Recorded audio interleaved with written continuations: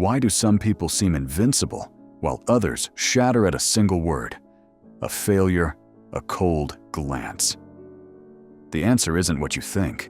It's not that some are born stronger or have better circumstances. The real difference lies in something most people spend their entire lives avoiding: the willingness to step into their own darkness. Carl Jung understood this better than anyone. While the world preaches positivity and light, he discovered that true strength comes from an entirely different source. Until you make the unconscious conscious, he observed, it will direct your life, and you will call it fate. Think about that for a moment. Everything you believe is destiny. Everything you think just happens to you is actually the result of forces within yourself that you haven't dared to face. This isn't another motivational talk about thinking positive or being tough. This is something far more profound and far more dangerous. When you truly understand yourself at the deepest level, when you integrate the parts you've been running from your whole life, something shifts. Your presence changes. You become unshakable. And that level of psychological wholeness makes people uncomfortable because it holds up a mirror to everything they're avoiding in themselves. Most people build their strength on sand. They stack up achievements, develop thick skin, put on masks of confidence. But beneath it all, they're terrified.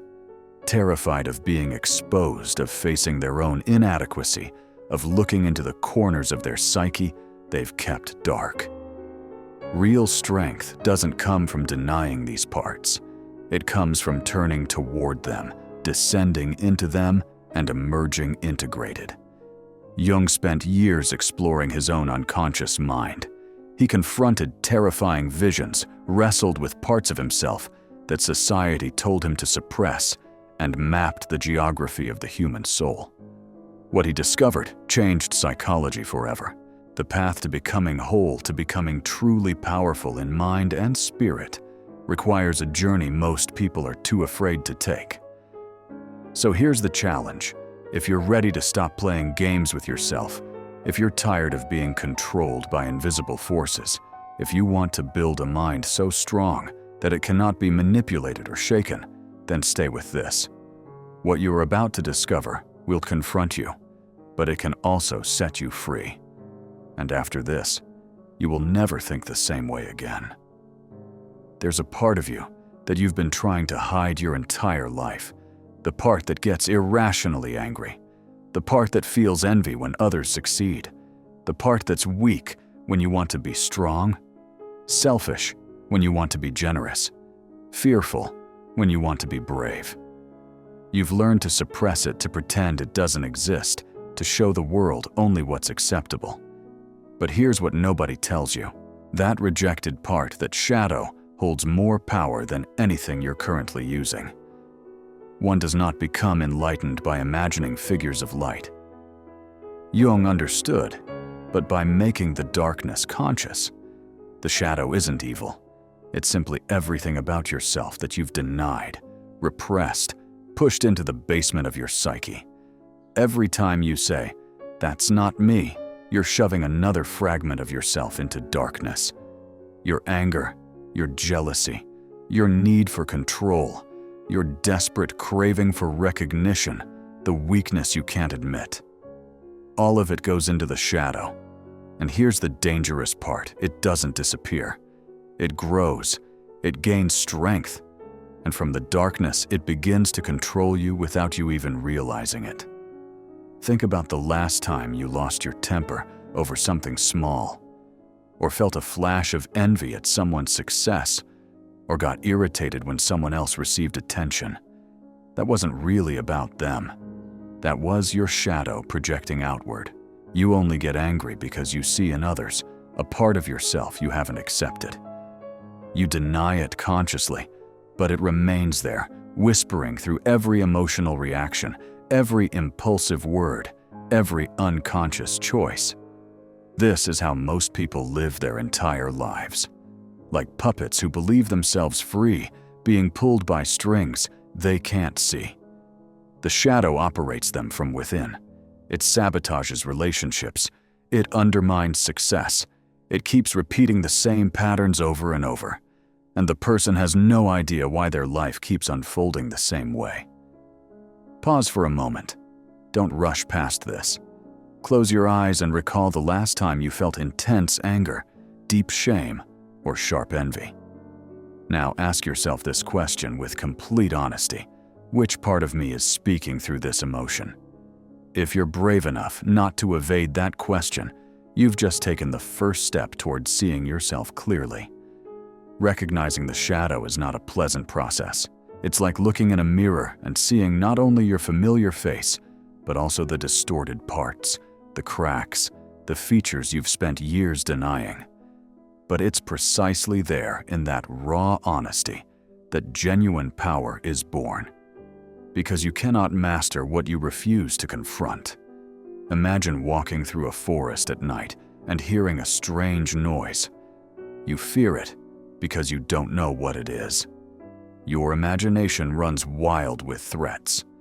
But when you dare to shine a light on it, you realize it's just wind through branches. Your inner shadow works the same way. When you haven't seen it, it terrifies you, controls you, makes you tremble. When you finally look directly at it, something shifts.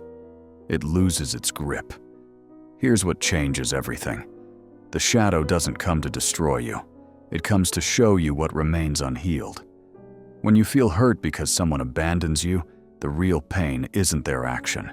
It's your long-standing fear of abandonment, perhaps from childhood, when you weren't truly heard or seen.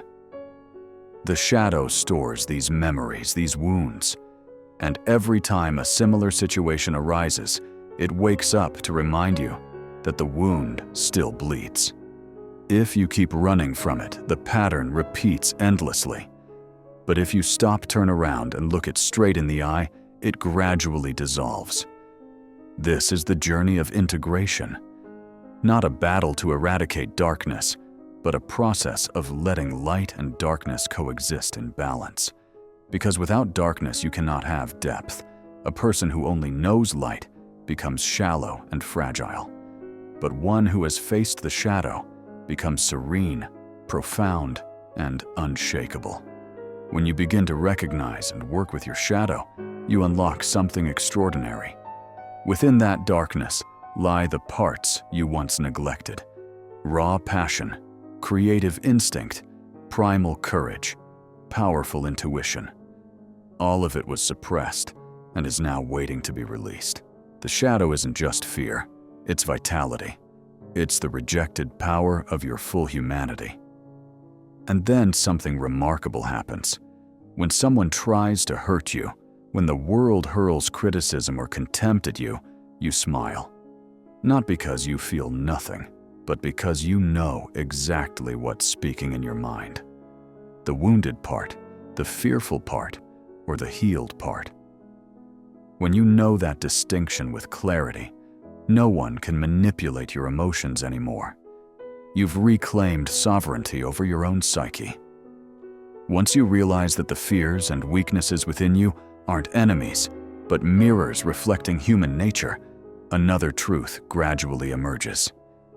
You begin to see that much of the pain you've endured doesn't actually come from circumstances. It comes from a role you've unconsciously chosen for yourself. That role is the victim. Jung called this an archetype, a deep psychological pattern existing in what he termed the collective unconscious. These archetypes are universal templates of human experience, and the victim is one of the most powerful patterns governing how people live. You see it everywhere. In the person who constantly complains that life is unfair. In the one who always blames the past, their parents, society, their circumstances. And if you're honest, you see it sometimes in yourself when you think I can't, or I would have been different if not for what happened to me. The victim archetype is subtle and seductive because it cloaks itself in legitimacy. It makes you believe you're merely the injured party, that everything that happens is someone else's fault. But beneath that comfortable lie is a cold truth. When you cast yourself as the victim, you also strip yourself of the power. to master your own life. I am not what happened to me, Jung observed. I am what I choose to become. But to choose you must first be conscious, and that consciousness only comes when you dare to look at how this archetype is manipulating you. Because here's the thing, no one is truly a victim forever. Only someone who has not yet realized they could stand up. The work of Carl Jung, empath and personal development, reveals that every archetype has two faces, light and dark. The victim archetype in its light face helps us recognize pain, develop empathy, and awaken compassion. But in its dark face, it turns us into prisoners of our own suffering. We begin to live through trauma, seeking attention, pity, or validation from others to fill an inner void. We confuse suffering with proof of existence. And that's when the shadow of the victim devours the true self. You can see this pattern playing out everywhere. The person who was betrayed once and then carries the deep belief that everyone will leave me. They build walls to protect themselves, but unwittingly imprison themselves in isolation. Or the person who failed at something and never dares to try again because they believe life isn't for people like me. They think they're defending themselves, but in reality, they're protecting their own cage. And that cage is built not from steel, but from distorted beliefs about who they are. This is what Jung called identification with the archetype. You no longer know where the self ends and the role begins. You're no longer someone experiencing pain. You become the pain itself. And when that happens, you lose the ability to transform.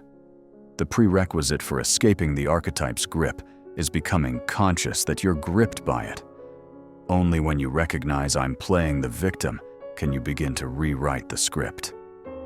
The shift is subtle but life-changing. Instead of asking, "Why is this happening to me?" you begin asking, "What can I learn from this?" The very moment you move from the first question to the second, you've left the victim role and entered the journey of self-mastery. Some people have endured poverty, abuse, profound loss. But they don't let that past define them. They transform it into motivation, into wisdom, into fuel for helping others. They don't deny the pain. They transmute it into strength through what Jung would call the alchemical process of the soul, where lead becomes gold. But remember, overcoming the victim archetype doesn't mean becoming numb or cold. Truly strong people aren't those who never fall. They're those who know how to rise and understand why they fell. They still feel hurt, but they're not defined by it. They still know pain, but they choose conscious responses rather than automatic reactions. That's the difference between living by reflex and living in freedom. Now we descend even deeper. Beneath the personal shadow, beneath your individual archetypes, lies something vast and ancient.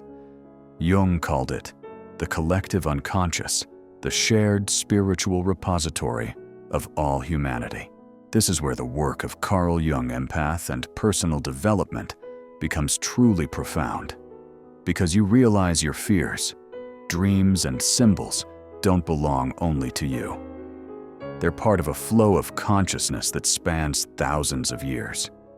The collective unconscious is not mystical speculation. It's the inherited treasury of human experience.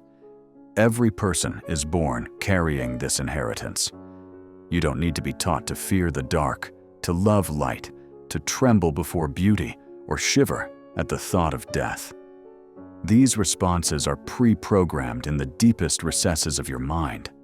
From this repository emerge the archetypes, universal symbolic patterns that appear in dreams, myths, religions, and modern life.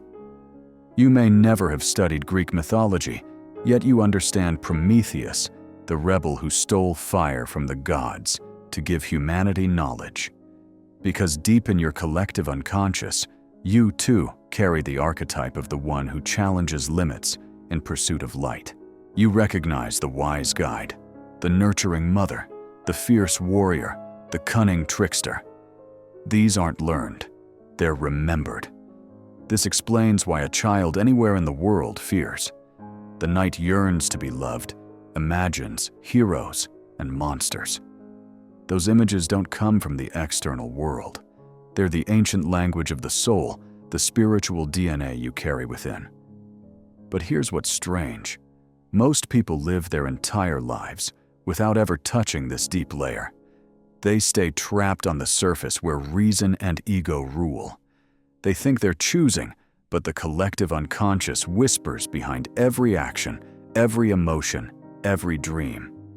You think you love someone because they fit your conscious criteria. But deep down, you may be guided by the anima, or animus Jung's terms, for the unconscious image of the ideal, feminine, or masculine within you. You think you want success to affirm your worth, but you're actually living the hero archetype, battling your own dragon to find treasure, which symbolizes the discovery of your true self. Understanding this changes everything. When you begin to see the archetypes operating within you, you're no longer their puppet. You start choosing how to express them consciously. The mother archetype might drive you to sacrifice yourself to exhaustion for others. But when you recognize it, you can transform that energy from blind sacrifice to mindful compassion, from control to genuine care. The warrior archetype might make you aggressive and bent on victory at any cost. But when you master it, it becomes strength to protect what matters, to stand for what's right, without being ruled by hatred. Within each person exists dozens of these archetypes. The teacher, the healer, the betrayer, the wanderer, the king, the creator. They come and go shifting with circumstances. The key isn't to eliminate them, but to learn when to call upon each one. Like a skilled conductor, you don't let a single instrument dominate. You know when the warrior needs to appear, when the healer should speak, when the wise one must lead. When you learn to listen to the symbolic language of the unconscious through dreams, intuition, and strange synchronicities, you unlock an inner treasure. You no longer live solely by reason, but by ancient wisdom. You realize you're not alone. Every story you're living has been told by humanity for millennia. You're merely writing it in your own words. And when you connect to this deep layer, you touch a power that logic cannot explain, an intelligence beyond the individual that Jung called inner guidance. Now you enter the deepest and most sacred stage, what Jung called individuation. If accessing the collective unconscious connects you to humanity's shared wisdom, then individuation is where all those parts merge into wholeness. This isn't about becoming the best version of yourself as modern culture preaches. It's the journey of returning to who you truly are, whole, unified, authentic. Every person is born with a unique soul map, a path no one else can walk for them.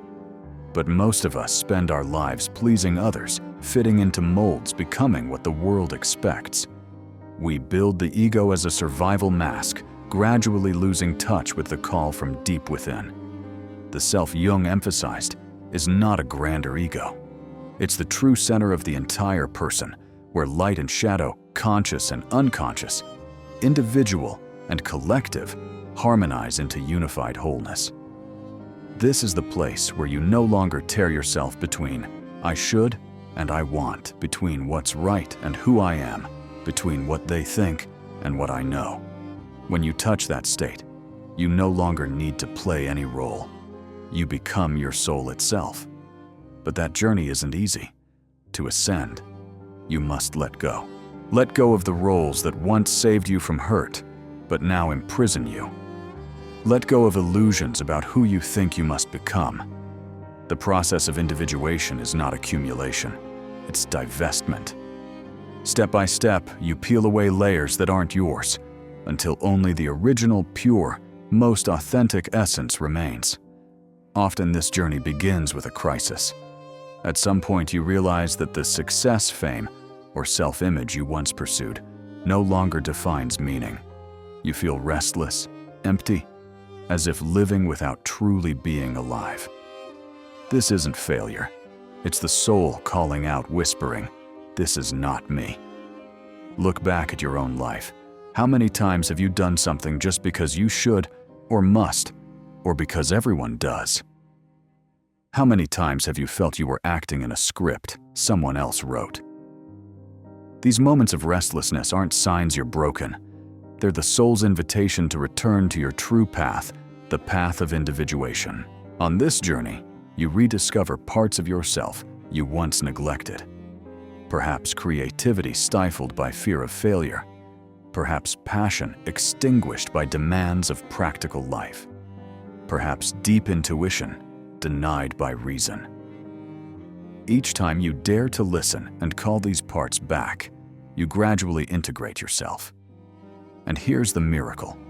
The more original you become, the more deeply you connect to the world. Because only when you're truly yourself can you truly see others. The principles of Carl Jung, empath, and personal development show us that every culture tells the story of this journey. The hero departs from home, confronts monsters, and returns with treasure. But Jung emphasized the treasure isn't outside, it's within. The monster you must face isn't a real enemy. It's the fear, doubt, and old patterns in your own mind. And when you conquer them, the reward isn't glory, it's awakening. Think of the artist who finds their unique style after years of copying others, or the person who collapses in crisis, then rises to live an entirely different life, not for anyone else, but because it feels like this is finally me. That's individuation manifesting. Not everyone recognizes it, but every time you do something truly aligned with your soul, you draw closer to that pinnacle. Individuation doesn't make you perfect. It makes you real. You still have flaws. You still have shadow. But you no longer fear these parts. You understand that shadow isn't opposed to light. It's the indispensable counterpart that gives light meaning. When you accept both, you attain wholeness, the highest state of human consciousness. And when you live from that place, everything changes. You're no longer driven by fear of loss, by need for acceptance, by desire to prove yourself. You don't need to affirm your worth because you simply are worth. You don't need to chase light because you've become a source of it. Jung believed that those who reach this stage possess an unshakable peace, a peace that inspires awe and even caution in others because they cannot understand how you remain so steady in a chaotic world. That is the pinnacle of inner strength, when you no longer need to hide control or prove anything. You simply exist as yourself. And in that state of being, strength emerges naturally like a mountain that needs no roar to proclaim its height. This is what it means to build an awakened mind, not merely strong, but integrated. And that integration is what makes your presence unsettling to those still fragmented. No tree, it is said, can grow to heaven unless its roots reach down to hell. Training the mind is exactly this process of letting your roots sink deep into reality, where there is pain, friction, limitation, so that your consciousness can reach extraordinary heights.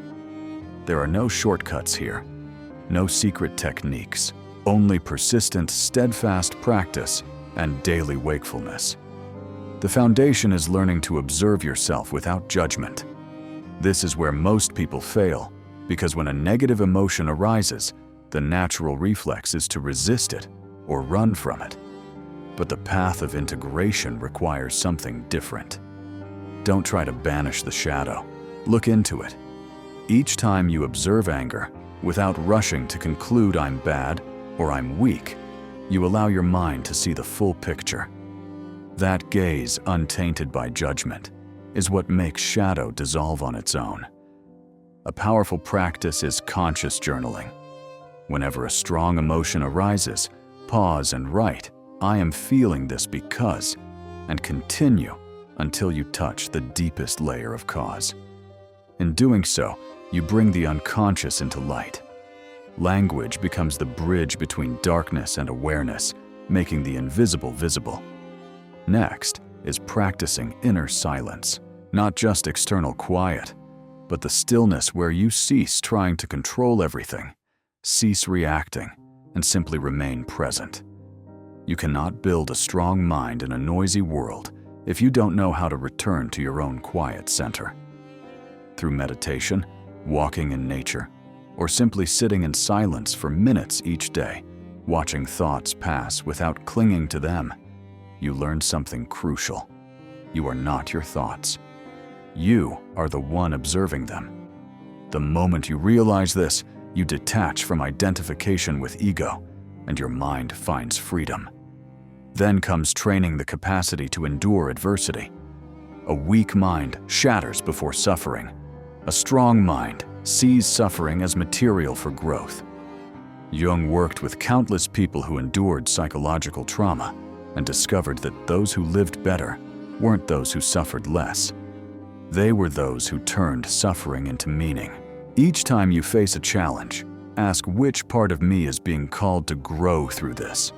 When you stop seeing adversity as enemy and begin seeing it as teacher, your mind shifts to another level where every difficulty becomes opportunity for evolution. Another method Jung emphasized is active imagination. This isn't daydreaming, but deliberately dialoguing with images and symbols that arise in the mind. If you dream of a wolf chasing you, instead of fearing it, sit quietly, close your eyes, and re-encounter that wolf in imagination. Ask it, who are you? What do you want to tell me? You may be surprised by the response from within. This is the unconscious communicating. When you learn to listen, you're no longer ruled by it. Build small rituals for your soul. It doesn't need to be religious or elaborate.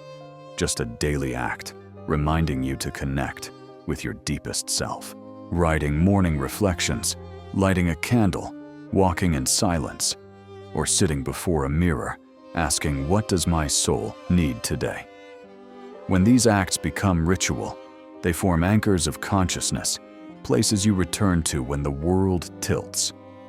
Learn to tolerate ambiguity. Modern humans want everything clear, logical answered. But Jung understood that ambiguity is the soul's nature. A strong mind isn't one that knows everything. It's one that can stand firm in the unknown without panic. When you learn to live with questions, rather than rushing for answers, you cultivate profound humility, recognizing the soul is always vaster than reason. And finally, practice conscious compassion, not just for others, but for yourself. In the training process, there will be days of weakness, times when old patterns return mistakes that seem to pull you backward. But Jung would remind you, no one reaches light without passing through their own shadow. Compassion isn't indulgence. It's the ability to see yourself with understanding eyes, recognizing, I am learning, I am growing.